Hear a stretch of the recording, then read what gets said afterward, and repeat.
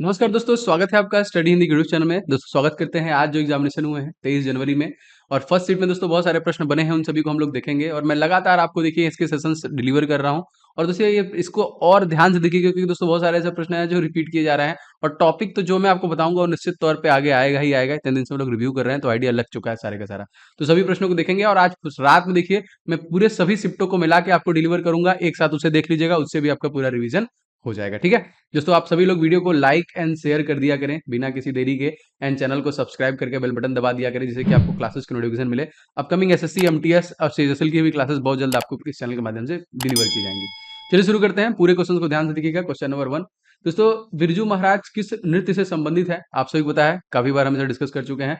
कत्थक से दोस्तों संबंधित है। और कत्थक दोस्तों किस राज्य का है? तो आपको पता है दोस्तों, ये उत्तर प्रदेश का है। अगर इसी में कथकली कर दिया जाएगा दोस्तों, आप केरला आंसर कर दीजिएगा। ठीक है, कथकली जो हो जाएगा तो वो आपका केरला में हो जाएगा। तो ये दोनों याद रखिएगा। इसी प्रकार देखिए लगातार आपको क्वेश्चन पूछे जा रहे हैं। आपको पता है इनको देखिए पद्म विभूषण से भी सम्मानित किया गया, जो दूसरा सर्वोच्च नागरिक सम्मान है भारत का। और दोस्तों ये कथक के लिए मशहूर है, लखनऊ घराने में पैदा हुए हैं। और इनका जो पुराना नाम था ये भी हमसे क्वेश्चन बन चुका है, ब्रिजमोहन मिश्रा। ठीक है, दूसरा देखिए, भीमराव अंबेडकर ने किस अनुच्छेद को संविधान का आत्मा कहा था? ये प्रश्न हमसे बना था दोस्तों, आर्टिकल नंबर 32 जो रेमेडीज है, संवैधानिक उपचारों का जो अधिकार है, उसे कहा था। लेकिन अगर भीमराव अंबेडकर का नाम दोस्तों नहीं आएगा तो आप याद रखिएगा प्रस्तावना को ही आत्मा कहा गया है। ठीक है, लेकिन अगर भीमराव अंबेडकर नाम आएगा तभी आप आर्टिकल नंबर 32 को ही आंसर कीजिएगा। दोनों आपके दिमाग में रहना चाहिए। जनसंख्या 2011 के अनुसार किस राज्य की जनसंख्या दूसरी सबसे कम है? सेकंड लोएस्ट, तो मिजोरम हो जाएगा। अब देखिए क्या क्या जो प्रमुख पॉइंट है 2011 जनगणना से लगातार पूछ रहा है, एक बार रिवीजन कर लेते हैं कि क्वेश्चन इससे पूछा जा रहा है।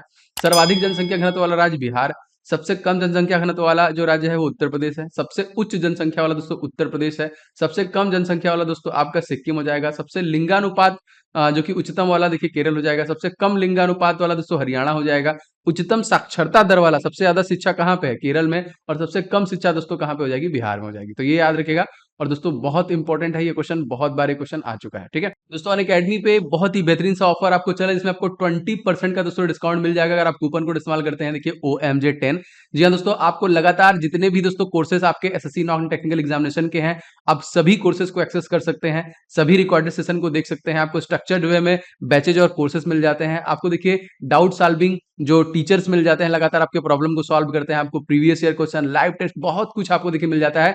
सिंगल सब्सक्रिप्शन है तो बहुत ही लिमिटेड टाइम के लिए जैसे ये ऑफर है, जो कि 28 जनवरी तक आपके लिए ऑफर है दोस्तों। बस आपको कूपन कोड इस्तेमाल करना है OMJ10 और आपको 20% का दोस्तों डिस्काउंट मिल जाएगा। तो एकदम आपको समय नहीं गंवाना है अपकमिंग, क्योंकि देखिए MTS examination, CHSL examination upcoming है, तो उसके लिए एक बेहतरीन प्रिपरेशन की जरूरत पड़ेगी, जो दोस्तों अनअकैडमी के टॉप एजुकेटरों द्वारा आप इसे एक्सेस कर सकते हैं। तो लिंक मैं डिस्क्रिप्शन बॉक्स में दे रहा हूं, आप फटाफट लिंक पे क्लिक कीजिए और ले लीजिए सब्सक्रिप्शन। सारे जो है दोस्तों आपको 28 तारीख तक है, तो बहुत ही लिमिटेड टाइम के लिए है, तो जरूर से ले लीजिएगा। डिस्क्रिप्शन बॉक्स में लिंक है।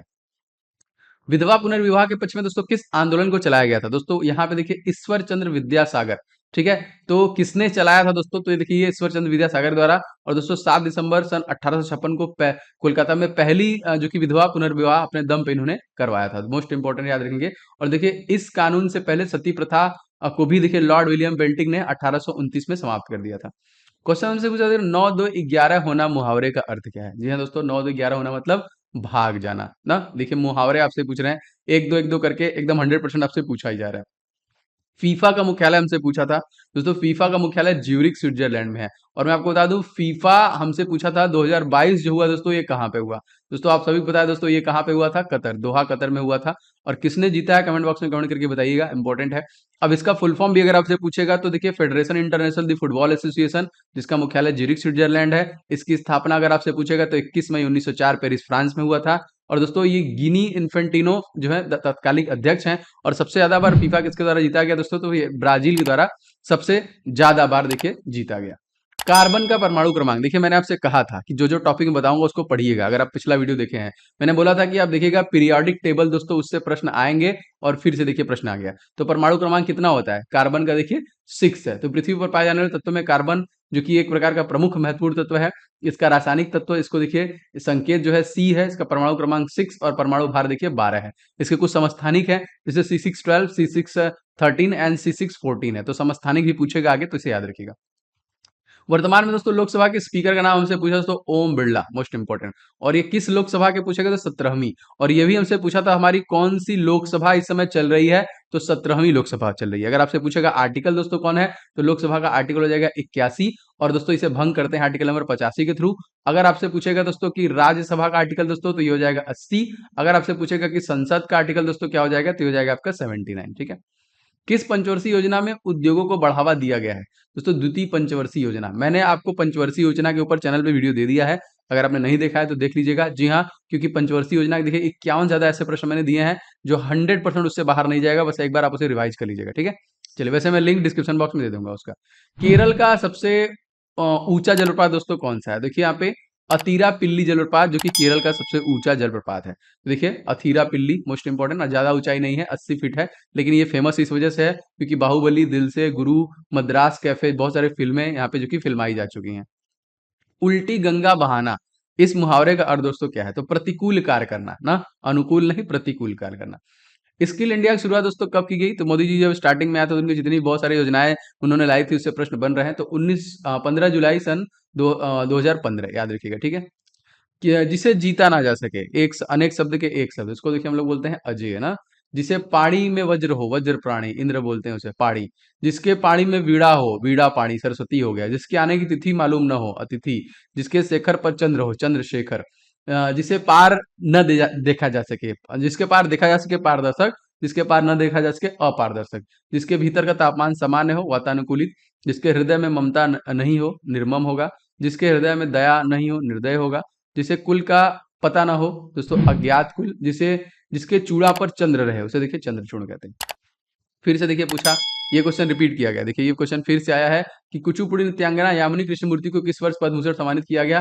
दोस्तों 2001। इसके पहले हमसे जो पूछा था कि नृत्यांगना यामिनी कृष्णमूर्ति का संबंध किस उससे नृत्य से है? तो इस प्रकार से देखिए प्रश्न घुमा फिरा के भी एग्जामिनर बना सकता है। श्वेत क्रांति का संबंध दोस्तों किससे है? प्रश्न बना था तो दुग्ध से है।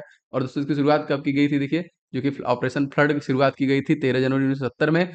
और इसके जो जनक माने जाते हैं वो भारत में डॉक्टर वर्जिस कुरियन माने जाते हैं। ठीक है, किरण का दोस्तों पर्यायवाची शब्द हमसे पूछा था दोस्तों, तो मयूख, अंशु, रश्मि, मरीचि या फिर प्रभा आपका हो जाएगा। कड़म मालेश्वरी पहली बार दोस्तों कब खेली थी? सन 1989 में दोस्तों खेली थी। और पहली महिला भारोत्तोलक भी हैं। वो ओलंपिक में खेलों में कांस्य पदक जीतने वाली पहली महिला भी बनी थी। इनको अर्जुन पुरस्कार 1994 में, राजीव गांधी खेल पुरस्कार 95 में, और पद्मश्री देखिए 1999 में दिया गया था। स्वार्थ का दोस्तों हमको विलोम पूछा था, तो स्वार्थ का विलोम हो जाएगा परमार्थ। स्वार्थ का हो जाएगा परमार्थ। चुनाव आयोग डैश विधानसभा, लोकसभा, राज्यसभा का चुनाव करती है, राष्ट्रपति चुनाव भी कराती है। ठीक है, तो यहाँ पे इस प्रकार से प्रश्न आपसे पूछे गए थे। और चुनाव आयोग का आर्टिकल हमसे पूछा गया दोस्तों, तो आर्टिकल नंबर 324। और अभी जो इसके हेड हैं दोस्तों, उनका नाम क्या है? तो उनका नाम हो जाएगा राजीव कुमार, याद रखिएगा इसे। बेंगलुरु में टेक समिट 2022 का उद्घाटन दोस्तों किसके द्वारा किया गया?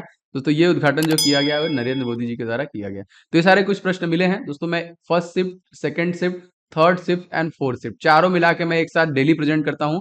तो मैं शाम वाले वीडियो में आपको एक साथ सारे प्रेजेंट कर दूंगा, जितने भी क्वेश्चन आपसे पूछे गए। तो उनको देख के आप एक बार रिवीजन कर लीजिएगा। वीडियो पसंद है तो वीडियो को आप लोग लाइक जरूर किया करें, वीडियो को शेयर किया करें। चैनल पर नए हैं तो सब्सक्राइब करके बेल बटन दबा लें। मैं लगातार क्लासेस आपके लिए ला रहा हूं, जिससे कि 100% आपके अपकमिंग एग्जामिनेशन में आपको हेल्प मिल रही है। ठीक है, मिलेंगे नेक्स्ट वीडियो में। आपका दिन शुभ हो। जय हिंद।